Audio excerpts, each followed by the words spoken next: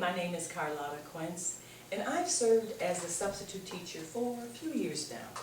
Today I'd like to share some tips with you that have been very useful to me and that I believe will be beneficial to you when it comes to effective substitute teaching.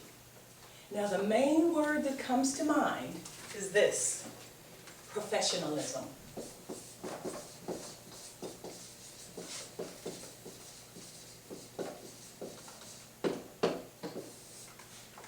And under this header, tip number 1, dress professionally.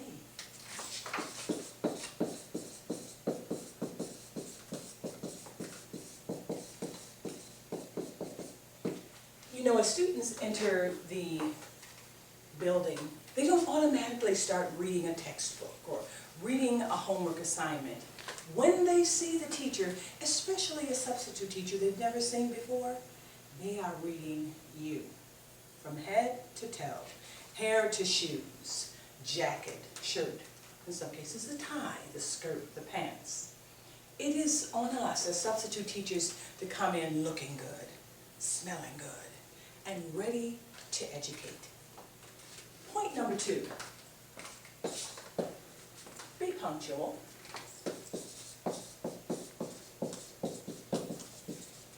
This is so important because I advise you report to your building assignment at least 30 minutes before class starts. This allows you time to go into that school office to ask about the substitute teacher's handbook. Familiarize yourselves with policies and procedures and find out exactly where that classroom is you're going to be teaching. Once you get to the classroom, then you can locate and review the teacher's lesson plans and the attendance roster. Now, if any of these materials are missing in the classroom, return to the office, obtain the materials, go back to the classroom. And don't forget to do this. Write your name on that board and how you want to be addressed by students, whether it's Ms. or Mrs. or Mr. Personally, I also include the date. That way the students are fully aware of the date all the way through to the end of the class sessions. The third point is you want to be able to welcome and greet students. So important.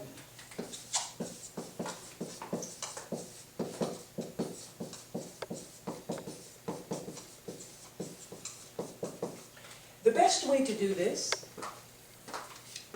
is go to the classroom door, stand and post yourself right at the doorway.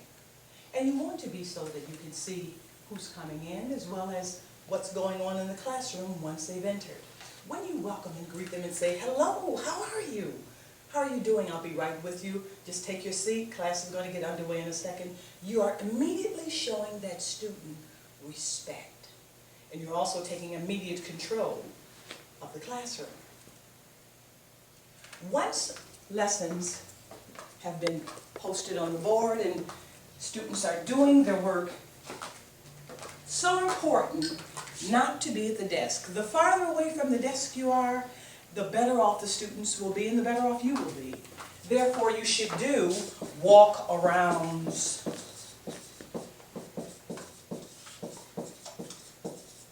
Why? Because when you walk around the room, you're engaging yourself in learning. You're interacting with students. You're saying, okay, do you get it? Do you not get it? You're monitoring the students' learning, their progress. Students are even freer and feel more free to ask questions when you move into their particular area of the room, as opposed to asking you a question when you're seated way off at a desk somewhere. Point number 5. Never leave the classroom unattended.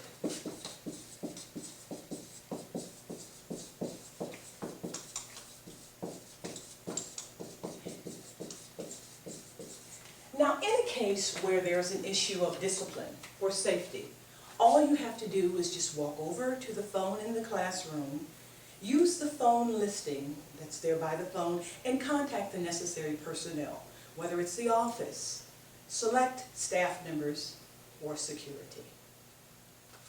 Another thing, you have to be very flexible when it comes to substitute teaching.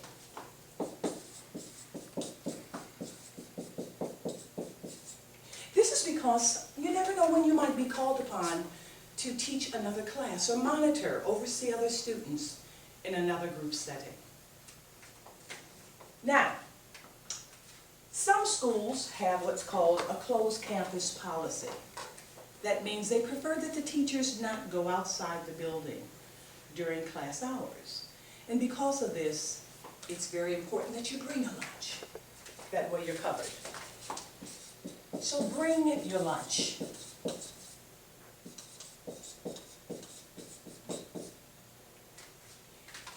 Have you ever heard where people say, now when you go to someone else's home, you're a guest, and as a guest, you don't mess with their personal belongings. You don't use their personal property. As a guest teacher or as a substitute teacher, you never want to use the classroom teacher's computer. You never want to get on that teacher's iPod or tablet.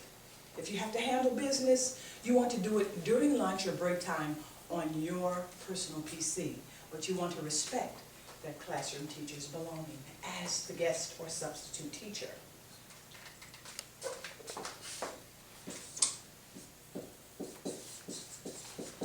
So respect the teacher's equipment.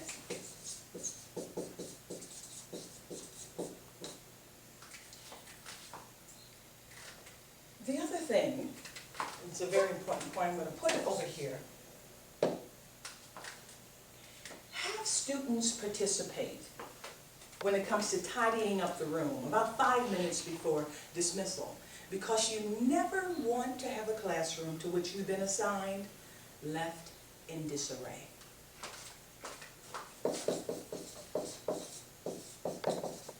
So have students help clean the room.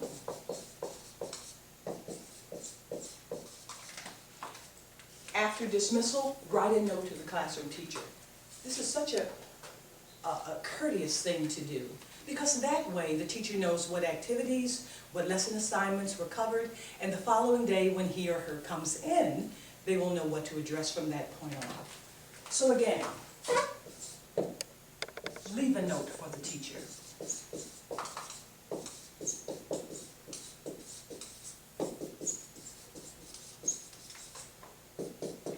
And last point, sign out in the office.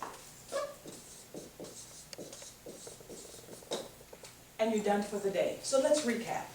When it comes to being an effective substitute teacher, professionalism is the underlying thread that pulls together these important action steps.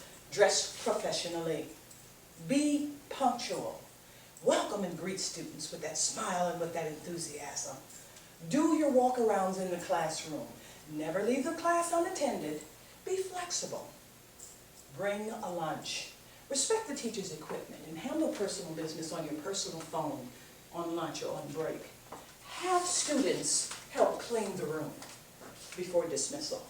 Afterwards, leave a note for the teacher regarding assignments and lessons covered, and sign out in the classroom.